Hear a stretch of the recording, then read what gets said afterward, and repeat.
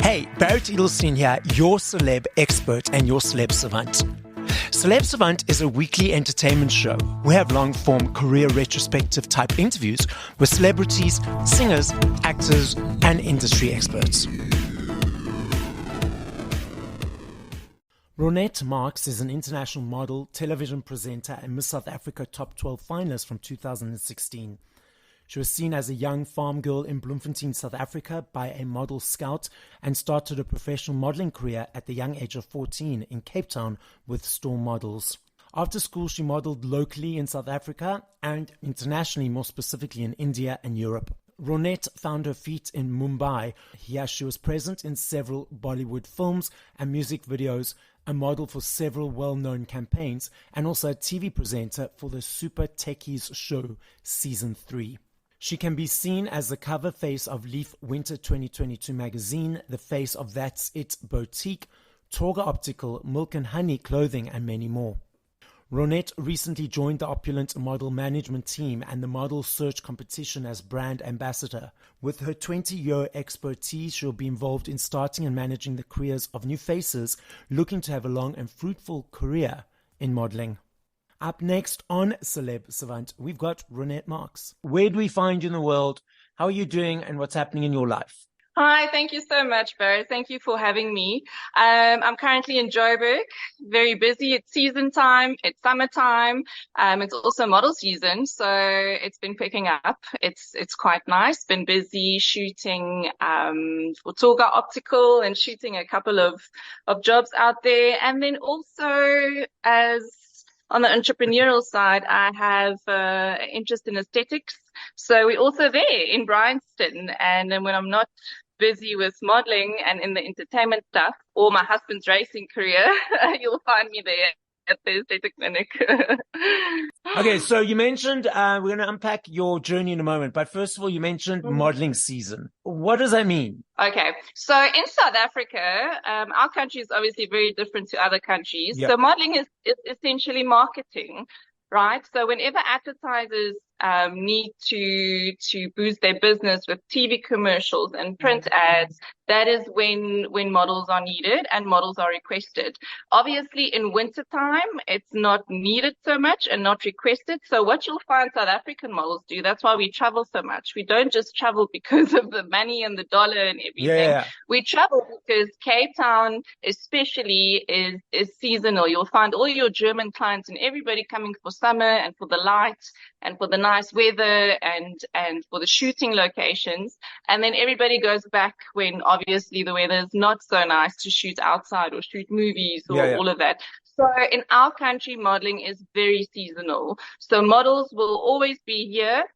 Joburg is a little bit throughout the year, seeing as it is the business hub of the country, but Cape Town is essentially only summer season. So you'll find it from October, it starts getting busy until March. And that's when all of us pack our bags and then we travel abroad to our agencies that side. So when it's quiet here again, it's summer or season that side. And then that's how we can work throughout the year. Yeah, and keep busy throughout the years. We have to travel where it's seasonal and when the markets are open. And do the international models have to do the same, or are they busy throughout the year? Well, it depends what country you're from. I think if you're from countries like America, Germany also is a little bit seasonal, also due to weather. I think mainly it's because obviously in film and in print, we love shooting outside and a lot of people love to shoot outside. So when weather conditions aren't so great, you'll always find the film industry traveling. I know there's even some Bollywood movies that get shot in Cape Town, and a lot of people travel for the amazing locations that we have here in the weather. In Europe, also, you'll find Milan and Paris is a little bit throughout the year, but mostly modeling is a seasonal job to have. So it's always good to have something on the side or to travel. Let's take it to the very beginning. At what age did you realize, cool, whether it was a child, teenager, did you think, okay, I want to be in the entertainment world, modeling, being an actor, and so on and so forth? And how did that journey progress to where we are today? Well, it actually fell in my lap a little bit. It's a very funny story. I'm a self-proclaimed farm girl. Well, self-proclaim it, but I'm from the Karoo. My dad was a farmer, and it was actually harvesting season, and me and my cousins were all on the farm. It's summer, it's holidays, and yeah, I mean, we are literally 50 kilometers from the nearest bread or store. So I was literally in a farm in the middle of nowhere, and my mom comes and she's like, I entered all of you into the local pageant, the local beauty pageant competition. And I mean, this is like 10 people there, you know, it's like in the Yes. little hall. Yeah, it's a little pageant in the town.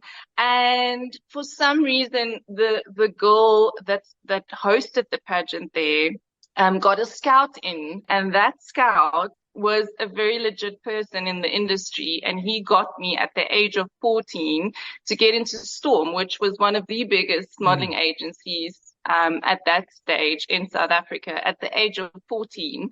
So I kind of didn't know what was happening to me. And all of a sudden, yes, I was in Cape Town with my parents. They were all invited there. We were hosted there by the owners. And there you go. I started modeling at a very, very young age. And I asked my mom the other day, I said, yo, I was very young. How did you have the confidence just to leave me there? You know, and just to let me model in Cape Town when we were from the farm. I don't know anything. I'm in school. And she said it was just the right place, the right time. And she knew at that point of time that that's what I needed to do and that's what I needed to be. And I built an amazing career from it. So I'll always be grateful for my parents for going that extra mile. Yeah, but that's what happened to me. That's my story, is a modeling competition. So it does get people's careers started, definitely. So you've been in the modeling for a number of years, since you're 14. 20. 20 years. Okay. So have you noticed that there's more work for younger people in the industry than older, in inverted commas? I hate the age thing because for me, it's just a number that does not exist. But is there a thing in the industry where it's like, oh, you're now over this age means you're no longer relevant? I get asked that question a lot. And to be very honest, that used to be that way. Okay. But the world has changed so much since the days I started modeling. I come from a modeling era where we were weighed and measured every Monday at at the agency. I'm telling you, it was very strict because designers wouldn't even want to see you if your hips weren't the right measurements. You won't fit in their clothes. So it was an extremely tough time. And people have kind of took it into their own hands. We now have body positivity where literally girls from every walk of life. We have people with skin disorders. They are the most incredible supermodels in the world today. So people have kind of, which I love, don't have such a narrow view for beauty anymore. Beauty is whatever you would want it to be, and it comes in so many forms. So with this, because you were just never skinny enough, and you were just now these days, you know, when you're skinny, they want you to be a little bit more curvy because you have curve modelings. But now you can be in a different kind of market. So you can kind of place yourself into, are you a fashion model? Are you a runway? Because that's where you have to be. Are you a curve model? Are you going to be a curve model? And now with the age thing, that has also advanced a bit more because now people are also viewing that in a different light. And I have to say, I work better as a woman, as an older woman, being the mommy, being the wife in a movie or in an advert, much better. And I think than in my younger 20s, when we all try and be this fashion model and you have this idea of what a model should be and look like, and you try and model everybody else and what they're doing, but you don't have the confidence and you can't be yourself, which now the world kind of allows you, and social media kind of allows you to just be who you are and do your work in your way that you would want to. So I have to say, I actually think now is the best time for older people, older, gorgeous, beautiful people, anywhere from 35 to 65, 70. I mean, there's a TV commercial that wants a grandma, grandpa, mom, a dad, a daughter, a younger kid, and the supermodel sister. So there really is a place for everybody at the moment. It's advertising, and we don't have to look at it in a different light, as modeling is simply advertising and what the market wants for that moment. What is your perception on social media? Oh, That's so Do you funny. know what? I'm one of those very holistic kind of yoga people. So for Yes, I'm the me, same. Yeah. yeah, especially when I did Miss South Africa, which was amazing. The one thing that we had a lot of workshops on were social media and how to build it and how to create content. And it's just not my personality to take pictures of myself the whole day. And then people would go like, "But you're a model, you're a model." But what they don't understand is modeling is Yes. an art. So you Mm. have a photographer, you have an incredible makeup artist, you have style, you have a whole team, Yeah. and then people say, "Oh, you don't look the way that you actually do." But that's the whole point. It's Yeah. it's art. It's a canvas. I'm not supposed to look like me for that day. Yeah. So I battle with it. I Mm. have, I think, 2,000 Instagram followers, but simply because I don't spend a lot of time creating content, working on content, creating a following, unless you have that talent, which is a talent on its own, to be very honest. To be a content creator is like to be an art director. You are directing, it's hard work. Yeah. Instagram and social media is hard work. So I try to follow the positive stuff on Instagram. I follow positive people that inspire me every day. I follow obviously all my friends and supermodel friends and check what they're doing. But me personally, I know I have to probably, especially in my career. So I'll post a lot of stuff that I'm doing career-wise. Yes. But a lot of my stuff is also not on there, that I've done for many, many, many years, because I just hardly ever find the time to just keep posting and posting and posting. Yeah. But I'm on there. I look at everybody else's stuff. But for me to create my own content, I'm a mom. In my busy schedule, I think to still be a content creator is crazy. But I've started and I've started to enjoy it. But I think I'll always be that non-Facebook and Instagram girl that will always do things that I like old school. I like reading a book, a I'm the paperback same. book, and I Yeah. like writing. I like Yes, I'm writing the somebody a letter. same. Yes. I'm the same. Yeah, So, so because I feel like we're losing touch with so much these yes. days. So that's the thing. My sister's kids call me like a hippie aunt. So I guess that's the hippie side of me. I like the old school. So for me, pre to doing Celeb Savant, I was not on social media. Mm. And now when I'm doing Celeb Savant, I'm only doing a social media for my podcasts. And if I'm in events, I don't do beyond that. It's not relevant, I believe, like what I'm eating, where, like whatever, type things. So like, and also when I'm at events, I'm very strict with myself in the sense that, okay, cool. This is picture, video. Now put it away. It's time to enjoy. And in fact, I only post after the event, not during it, because I want to enjoy the time that I'm there.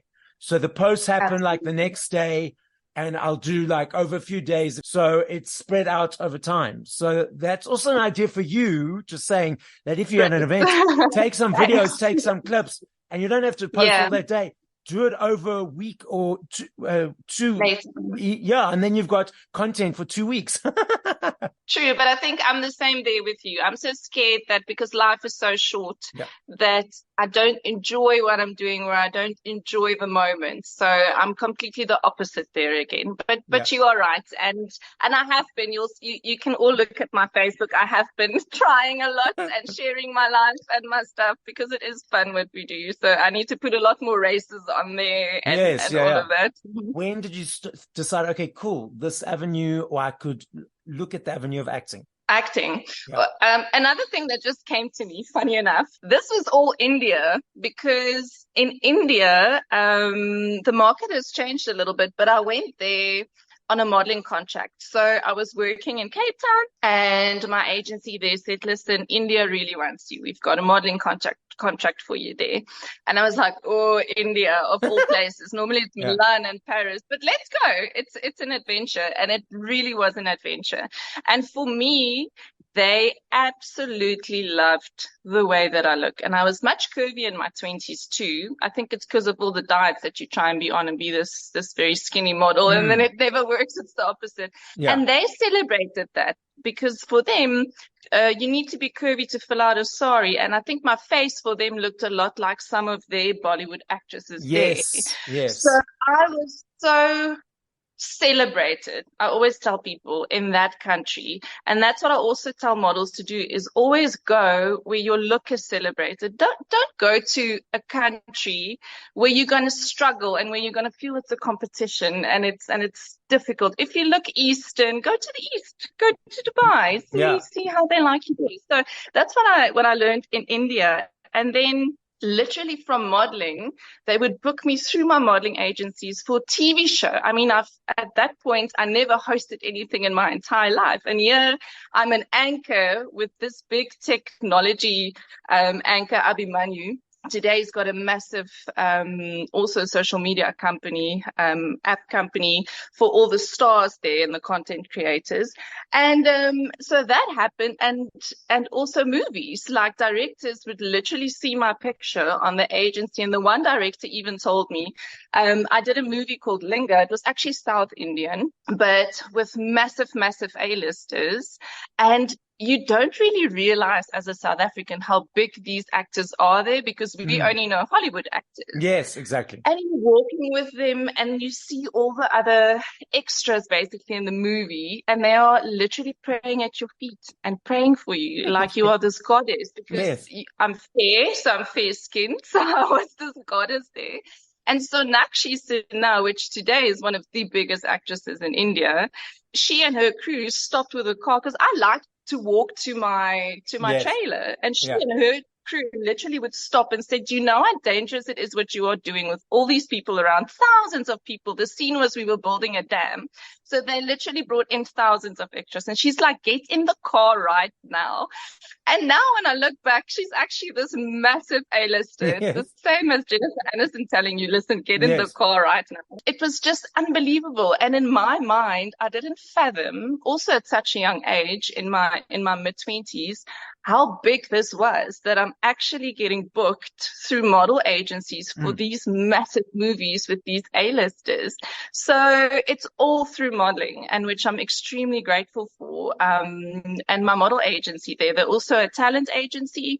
And yes, for sending me to all these TV castings. And it was such a privilege and such a blessing just because I was so celebrated in India for the way that I looked, that so many other opportunities came my way and talents that I didn't think I had or didn't in my mind think that I had. I literally got thrown into the deep end. Okay, here you're in a movie. This is now how you act. Here's your script. And I was like, but I've never had an acting course in my entire life.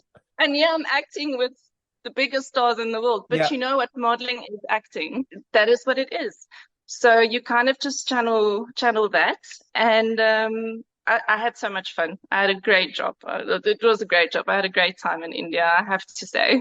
So do you still do acting, or is that sort of on pause? It's a little bit on pause in South Africa, simply because, obviously, because of the industry here as well.